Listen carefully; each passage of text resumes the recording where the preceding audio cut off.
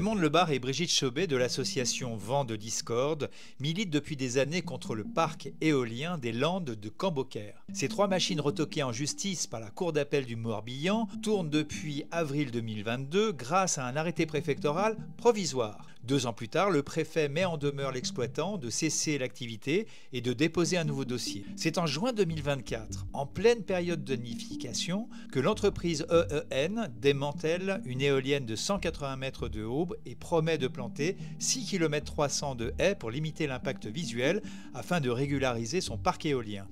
Alors la création de ces éoliennes, le dossier a débuté en 2010 et on a eu la surprise de voir le chantier débuter alors qu'on n'avait pas encore la décision d'UTA de Rennes. En février 2022, l'UTA de Nantes nous donnait raison. Vous avez comme décision, c'était une atteinte au paysage et aux commodités de voisinage.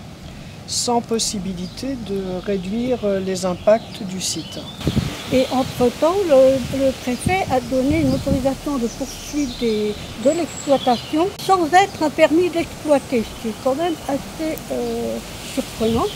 On a écrit au préfet par le pied de notre avocate en lui signalant tous les nuisances qu'on subissait sur le site.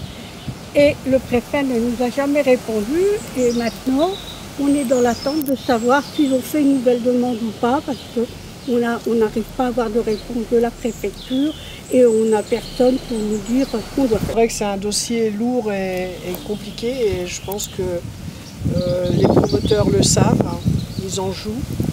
Et c'est vrai que nous, on se rend compte que les promoteurs avancent, bon gré mal gré, se moquent de la justice.